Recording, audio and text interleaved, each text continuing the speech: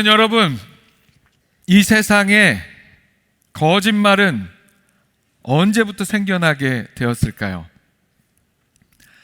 아담과 하와가 하나님 앞에 범죄하게 된 자리에는 뱀을 도구로 사용한 사단 마귀의 거짓말이 있었습니다. 사단 마귀는 뱀으로 위장하여 아담과 하와에게 다가와 거짓말로 그들을 유혹했습니다. 거짓말은 분명 나쁜 것입니다. 그러면 우리 인생들은 언제부터 거짓말을 했을까요?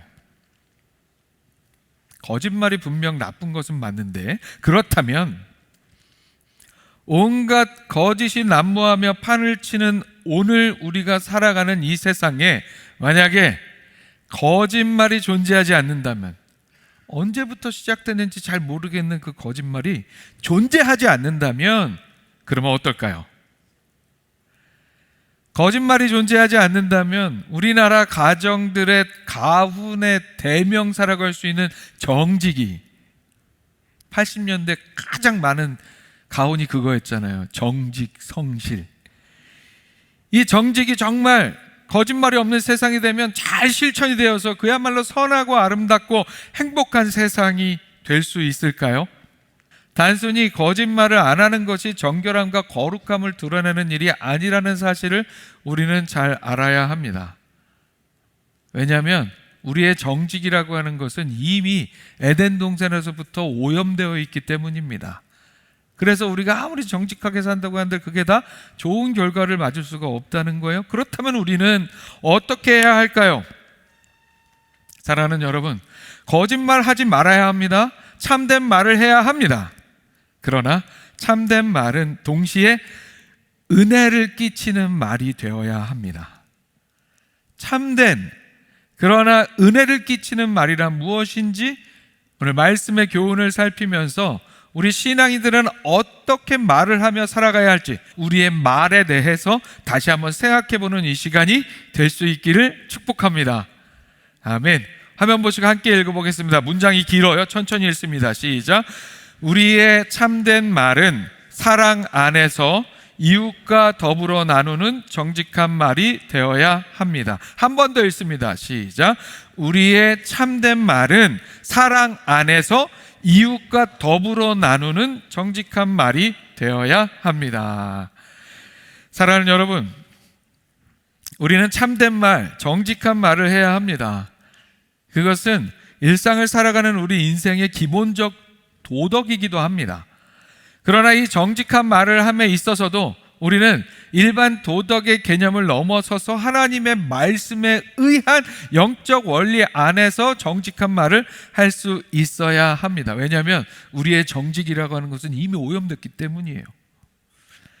그래서 우리가 따라야 할 영적 원리는 바로 우리가 정직한 말을 하되 그 정직한 말이 이웃과 더불어 사랑 안에서, 자, 우리 한번 따라해 보겠습니다. 사랑 안에서 이웃과 더불어, 그렇죠. 사랑 안에서 이웃과 더불어 나누는 말이 되어야 한다는 거예요. 우리의 정직한 말이. 이게 무슨 의미인지 말씀을 통해서 함께 살펴보겠습니다. 오늘 본문이 포함된 성경은 에베소서입니다. 사도 바울은 복음을 전하다 로마에 구금된 상황에서 옥중서신이라는 별명을 가진 이 서신을 기록했습니다. 사도 바울이 에베소서를 기록할 당시 에베소 교회는 이방인과 유대인들이 섞여 있는 상황이었고, 에베소라는 도시는 온갖 거짓 신화와 상업적 속임수가 난무하던 도시였습니다. 그런 상황 속에서 사도 바울은 본 서신을 통해서 예수 그리스도를 믿고 새로운 영적 신분으로 바뀐 자들이 그런 삶의 환경 속에서 어떤 삶을 살아야 하는지에 대해서 말씀합니다. 다시 말해서 유혹의 욕심을 따르는 옛사람을 벗어버린, 하나님을 따라 의와 진리의 거룩함으로 지으심을 받은 새 사람을 입은 자들이 어떤 실천적인 삶을 살아야 하는지에 대해서 말씀합니다. 그리고 그 말씀 가운데 사도 바울은 오늘의 주제인 참된 말, 즉 정직한 말에 대해서 언급을 하고 있습니다. 오늘 본문으로 함께 읽은 29절, 이 한 구절의 말씀 이전의 한 절, 그리고 그 이전의 한 절의 말씀을 역순으로 함께 살펴보면서 결과적으로 29절의 의미가 무엇인지 그 영적 교훈과 은혜를 함께 나누겠습니다. 오늘 본문으로 읽은 한 절 말씀 이전에 사도 바울은 이런 말씀을 먼저 합니다. 그런즉 거짓을 버리고 각각 그 이웃과 더불어 참된 것을 말하라. 이는 우리가 서로 지체가 됨이라. 아멘. 옛사람을 벗고 새 사람을 입은 자들의 삶은 우리가 실제 옷을 갈아입었을 때 전에 입은 옷과 새로 입은 옷이 다른 것처럼 그렇게 달라져야 합니다. 그런데 그렇게 달라져야 하는 중요한 한 가지가 바로 거짓을 버리는 일입니다. 이 말씀에서 의미하는 거짓이란 누가 들어도 얼토당토하지 않는 거짓이 아니라 진실과 유사해 보이나 실제로는 거짓인 교묘한 거짓입니다. 에덴 동산에서 아담과 하와를 속여 유혹했던 뱀의 거짓말이 바로 이런 거짓을 담고 있는 거짓말이었습니다. 우리가 삶을 살아가다 보면 그것이 무엇이든 간에 내가 얻을 어떤 세상적인 이익과 유익을 위해서 우리는 그렇게 교묘한 거짓말을 하고는 합니다. 우리가 세상적으로 지혜와 지식이 쌓여가고 더 어른이 되어갈수록 우리의 거짓말은 더 고도의 교묘한 거짓말로 바뀌어 갑니다. 어린 아이들이나 딱 들어도 거짓말을 하죠. 우리 어른들은 그렇게 하지 않잖아요. 사도 바울은 그런 세태 속에서 이웃과 더불어 참된 것을 말하는 삶의 중요성을 강조합니다. 사랑하는 여러분, 그것이 무엇이 되었든 거짓을 버리고 참된 것을 말하는 신앙의 삶이 되시기를 축복합니다. 참된 것을 말하는 것이 바로 정직한 말을 하는 정직한 삶이 됩니다. 자, 그렇다면 여기까지 말씀 나누었어요. 그렇다면 우리는 정직해야 합니다. 참된 말을 해야 합니다. 거짓말을 하면 안 되죠. 어느 날 아내가 머리를 하고 왔습니다. 아무래도 남편이 보는 눈과 아내가 자신을 보는 눈은 다를 수 있습니다. 남편은 딱 보자마자 이상하다 생각이 들었습니다. 그런데 아내가 여보, 나 어때? 나 머리 했는데 예쁘지? 나 돈 많이 들여 했는데 이번 거는 돈이 안 아까워. 머리 너무 마음에 들어. 이 이야기를 듣고는 남편이 나는 믿는 자로서 새 사람을 입었으니 거짓이 아닌 참된 것을 말해야 해 하면서 뭐라고요? 남편이 볼 때는 어땠다고요? 이상했다고요. 여보, 머리 이상해. 도대체 뭐 돈 주고 왜 그렇게 머리를 하고 왔어? 이렇게 얘기한다면, 주여 나왔어요, 주여. 이렇게 얘기한다면 이게 정직하게 참된 것을 말하라는 말씀대로 실천하는 일이 될까요? 아니, 얼마나 친절해요. 지금 아내가 너무 친절한 거예요. 보통의 경우 너무 공포스럽게 이렇게 물어볼 때 있잖아요. 여보, 나 오늘 어디 변한 거 없어? 아니, 이렇게 부르는 것도 아니고 친절하게 지금 나 머리 했다고 그렇게 얘기하는데도 불구하고 거기다 대고 내 마음대로 내 생각대로 내 기준대로 머리 이상해. 뭐 돈도 많이 들였다며 돈을 들이고 그 머리를 그렇게 하고 왔어. 이렇게 일방적으로 얘기하면 안 되는 거예요. 그러면 가정의 평화가 깨집니다. 무너집니다. 그래서 우리는 말씀의 영적 교훈을 배워야 되는 거예요. 그렇기 때문에 말씀은 우리에게 이웃과 더불어, 따옴표 치는 거예요. 이웃과 더불어 참된 것을 말하라. 이렇게 말씀합니다. 이웃과 더불어 참된 것을 말하라. 이 말씀은 우리가 참된 말을 하는 것의 공동체성을 의미합니다.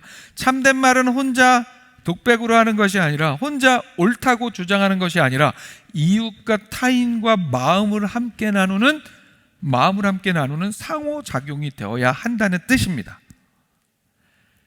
거짓말의 발명 영화 속의 인물들은 이웃들에게 너 못생겼어, 너 마음에 안 들어, 너 매력이 없어, 애가 이렇게 못생겼어, 그들 스스로의 정직한 말들을 했지만 그들은 이웃과 더불어 말하지 않았습니다.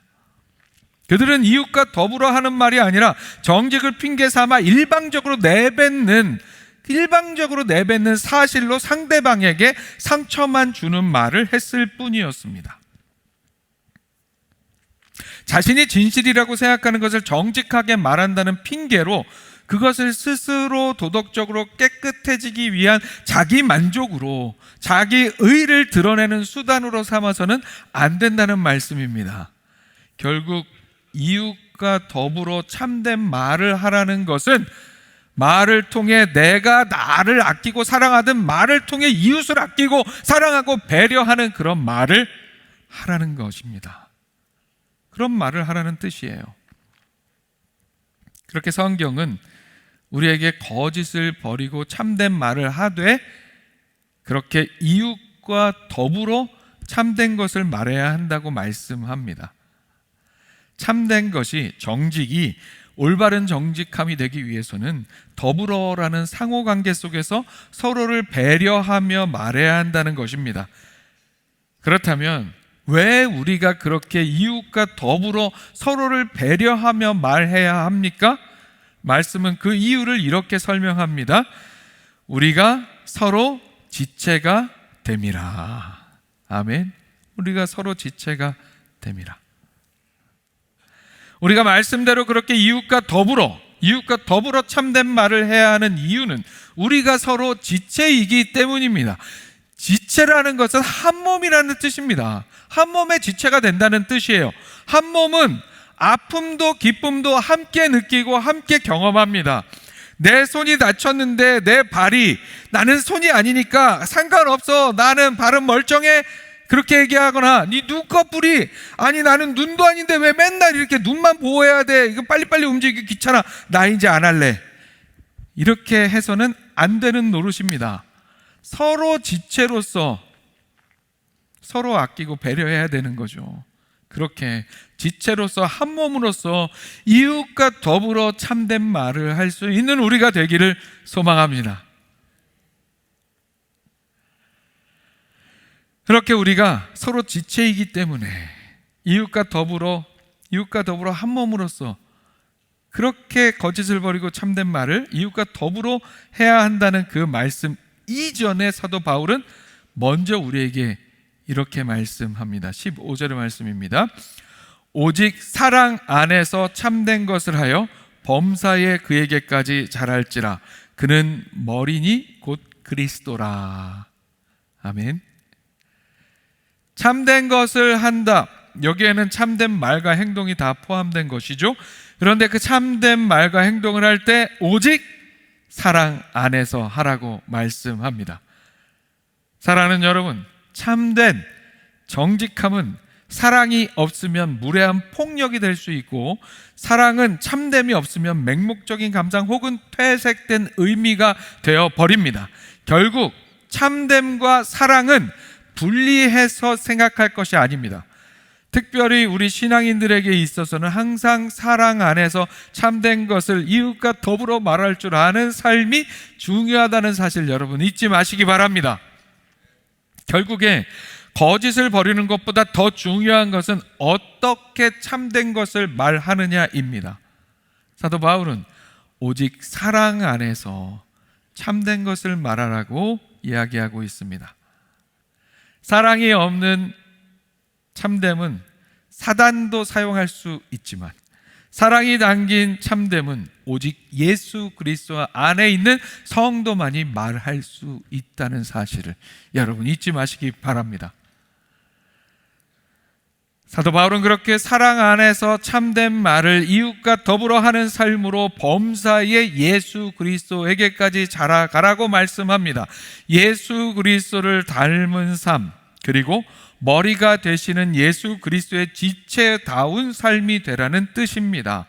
몸의 머리가 하나이듯 모든 지체를 이루는 성도들은 머리가 되시는 예수 그리스도의 뜻 안에서 사랑과 진리를 말하는 삶으로 공동체와 가정을 건강하게 성숙하게 세워갈 수 있어야 합니다. 사랑 안에서 참된 말을 이웃과 더불어 하는 삶은 예수 그리스도에게까지 자라가는 삶인 동시에, 그렇게 성숙한 삶은 사랑 안에서 참된 말을 이웃과 더불어 할 줄 아는 삶이 됩니다.